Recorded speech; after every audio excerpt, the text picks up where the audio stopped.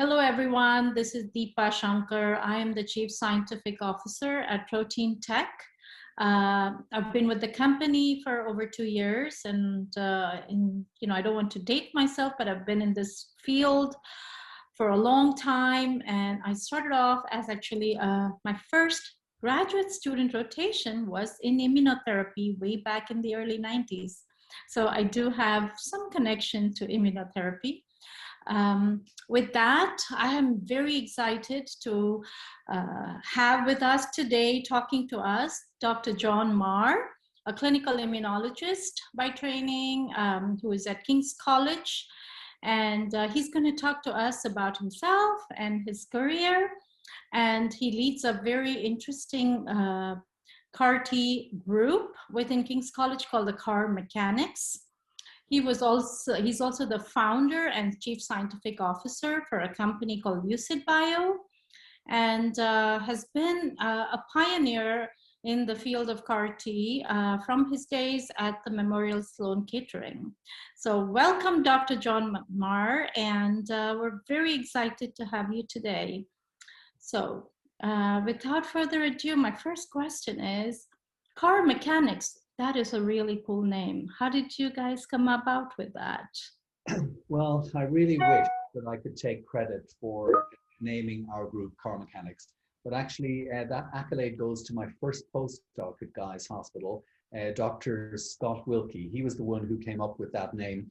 And I think it was inspired by the fact that we were asked to write a piece for cancer research around some work we had been doing on MUC1 specific CARs.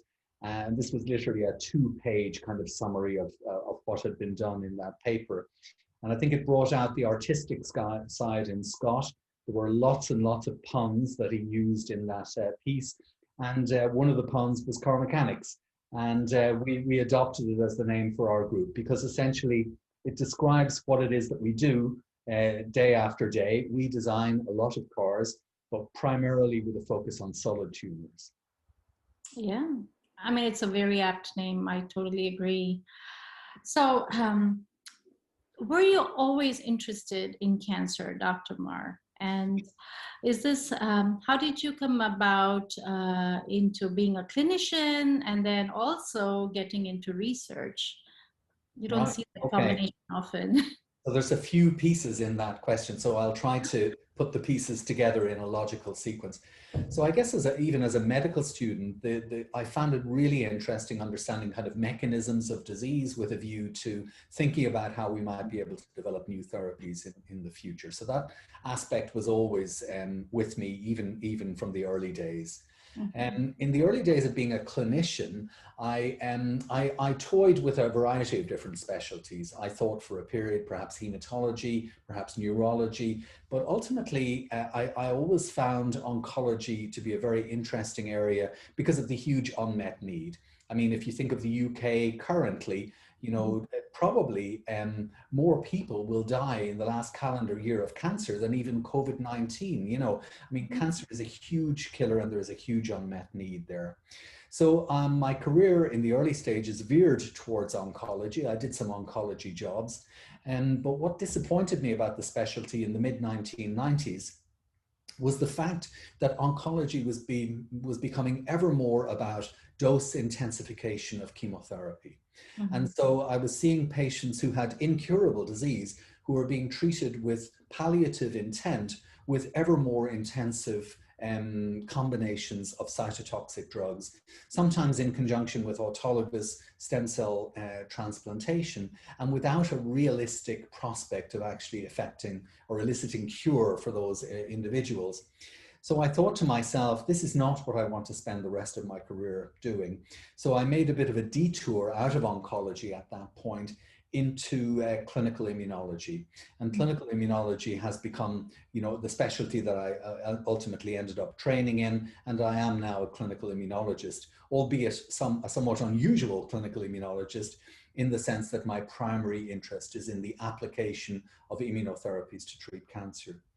I suppose the other piece in response to this question is when I made these kind of decisions in the mid-1990s, I think it's fair to say that cancer immunotherapy was the butt of everyone's joke because it didn't work. And if you spoke to the oncology community about prospects for cancer immunotherapy, they would look at you as though you had two heads, and they would ask you, why are you wasting your time doing this stuff? And of course, we've now seen how the whole landscape has transformed. And I'm not just talking about cell therapies, I'm also talking, of course, about immune checkpoint blockade, which I think is also a really remarkable development. And I find it amusing, actually, to see how many of my clinical and medical oncology colleagues are playing catch up now, learning as much immunology as they can, because they have become the clinical immunologists of the 21st century, in that they're dispensing these immunotherapies and having to deal with the immunopathology that these therapies so frequently induce. Thank you. So I guess that being a clinical immunologist and getting into this kind of forayed you into the research aspects and got you involved in research for sure. So my question is, you know, like you said, immunotherapy has had its wax and wane. I mean, it's been there for a while and it had some promise in melanomas, and then it went down and then it's back up. Do you think we have learned a lot more today than we knew? And do you think that this is now here to stay, and that we're going to actually see a lot more patients getting more prescribed care for or tailored care for cancer than, like you said, just, you know, chemo dose adjustments?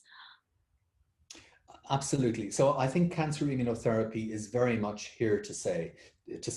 It's become a pillar of treatment, just like chemotherapy, radiotherapy, and surgery have been for so many years. And I think we're also appreciating increasingly the fact that some of these traditional modalities of treatment, such as chemotherapy and radiotherapy, for example, also act as immunomodulators. So I think there is an overlap between the mechanisms by which these different therapies work. Individualized treatment, yes, I think that's also very likely to become a growing part of the future, because we have so many technologies at our disposal now, which allow us to map out an individual patient's tumor with a very high degree of precision, enabling potentially the matching of a therapy to that patient's background and that patient's tumor, and the nuts and bolts at a kind of a genetic and epigenetic level of that tumor. So I can see a growing role for, I suppose, individualized medicine in the treatment of cancer in the future. And I think immunotherapy will be at the core of that activity. It's very exciting indeed. It's the dream of every one of us who got into the field of oncology, right? But I'm sure it comes with a lot of challenges too. So what do you think are the current challenges today that we're facing in this area? Well, I think there are lots of challenges. I mean, if I focus in on the area that I work in, which is CAR T-cell immunotherapy, I think CAR T-cell immunotherapy has driven a lot of the excitement around cellular therapies because of the unprecedented response rates that we're seeing in patients with B-cell malignancy and plasma cell malignancies. But all of this comes at a price. These are extremely expensive medicines. The durability of response to these medicines can be limited. So many of these patients will relapse of their disease. These are highly toxic therapies, and that is bad for the patient, number one, and it also limits the deliverability, if there is such a word, of these therapies, because they can only be delivered by highly specialized units. Currently, the state of the art with CAR T, it generally involves an autologous cell product in which a single batch of drug ends up treating only one patient. So once somebody figures out how to make these therapies work for common or garden solid tumors, how are we ever going to be able to deliver these therapies, given the complexity of manufacture, the fact that a batch of drug treats only one patient, and also the very significant toxicity profile of these drugs, which means that patients need to be monitored extremely closely by the medical team who are looking after them. When it comes to immune checkpoint blockade, on the other hand, you know, these drugs don't work in the majority of patients who receive them, unfortunately. And I guess what we're lacking there are biomarkers to help us decide which patient is going to do better on which kind of immune checkpoint blockade. And I guess this comes back to the question that you asked previously about individualized medicine. And that is where we need to be able to tailor the treatment to the patient. So that's, I mean, that's just touching on some of the challenges. There are so many challenges, really, I think, that we do need to confront. But nonetheless, we are living in very exciting times, and there's a massive interest in the development of these therapies, to the extent that a week doesn't go by but you don't pick up a journal and you see a new technology being described. So I'm confident that solutions will be found to help address some of these issues. Thank you. I think that you touched on something very important, right? I think the combinatorial approaches of, I mean, some of the challenges that you talked about was, you know, biomarkers, but then we have the whole NGS-based omics platforms looking at all the different biomarkers, which we are kind of deciphering at the moment. Maybe we're really looking at a revolution for cancer in the near future with the combination of CARs and all the other modalities we have today, with the research accelerating in this space. So, I mean, it's really exciting. And thank you for being, yeah. So many technologies available now, which can generate such vast quantities of data, which can impact on the way in which we stratify the patients who are treated with a given modality, let's say. So with that, I was just going to focus a little bit more on our young early career researchers now, and who can learn from you. You know, we are very committed to the early career researchers as a company, because we think that they are our future, and they're going to take what, you know, what we all have dreamed of and maybe make it a reality. So what would be your advice to them? I think you've got to, the first thing I would say is you've got to go into the area that really deeply interests you. I think that's a very important driving force for a young scientist in mapping out their career. Go where your passions lie, and you know, I think make that your first priority in selecting a particular area to focus in on. Expect to have lots of things that don't work. That's the second point. So anyone who has worked in a wet laboratory environment will know that failure is probably more common than success. So you need to have a degree of acceptance of that, and that can frustrate people a lot. Durability is what's called for to, I suppose, to overcome these kinds of issues. I suppose the third thing I would say to a young scientist is try to maintain your focus. It's very easy for a scientist working in the lab day after day to lose sight of what the big picture is, because you're performing lots of experiments, generating lots of data, and then what people commonly find when they try to piece this together to tell a story, either in the form of a dissertation or in the form of a publication, for instance, is that it's when you discipline yourself to actually analyzing this information, you identify the significant gaps that you didn't think about, because of course you were busily generating data in the lab and not taking some time out to actually consider exactly where it is you're going. So I think these are very important principles in guiding you know, people through the early stages of their careers. And then of course there will naturally come I suppose a decision point at some stage in the career as to what one wants to do, whether it be academia or industry, for example, or indeed something completely different. And I think that's all about having conversations with mentors, getting as much advice and experience as you can to guide you as to what is the right path among those available for you, really. Thank you. Another interesting question that was posed to me by some of the young people was that, and this is not something new. It's about the balance of or between being a clinician and a researcher, and how do you find that fine balance to do both?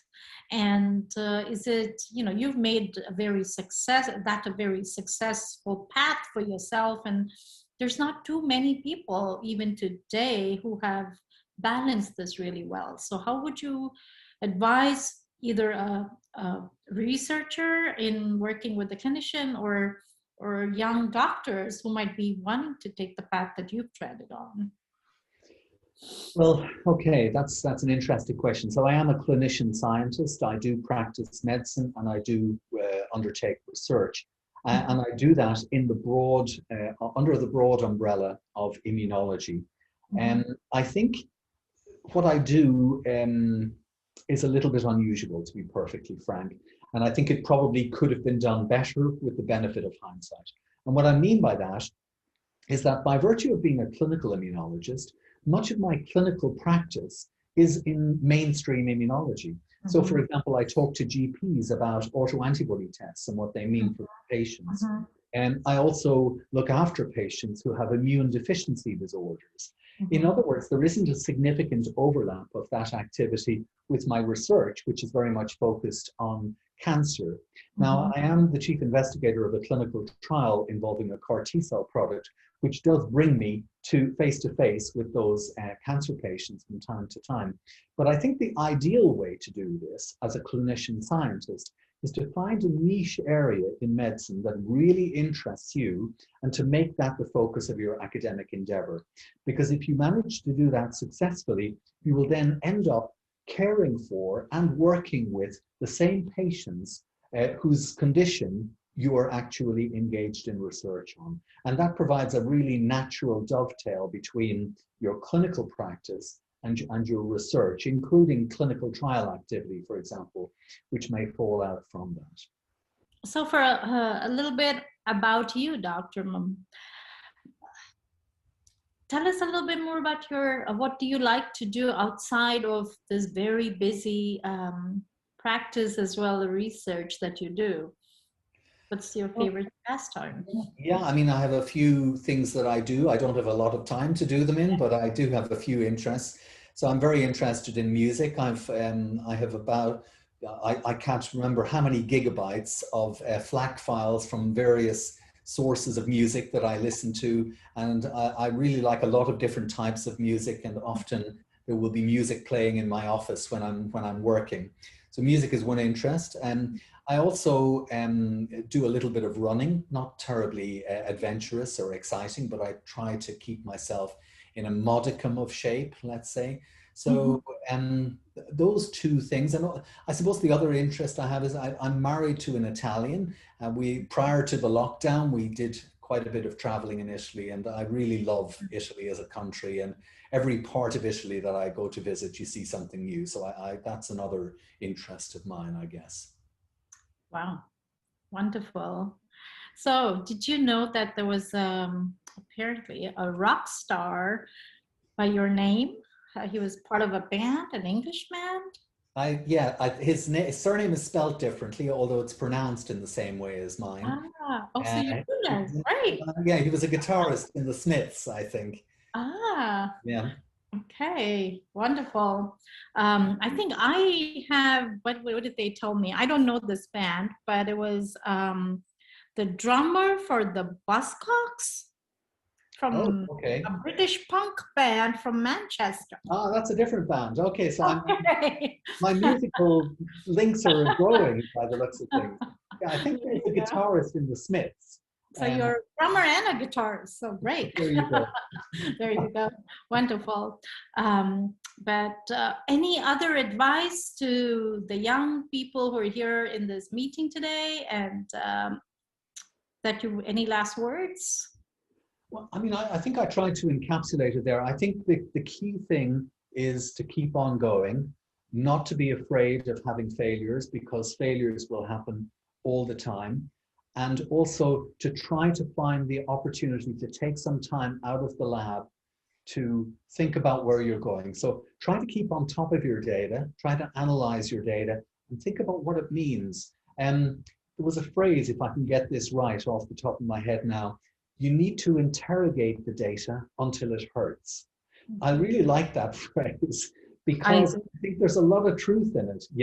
The data is trying to tell you something, and it's your job to try and piece that together. And I do worry sometimes, and I'm sure I was guilty of it myself at times when I used to work in the lab. You just have this tendency to just keep working and working and working and generating data without taking the time out to actually reflect on what it may be telling you. Mm-hmm. Thank you. With that note, thank you so much, Dr. John Maher, for being with us.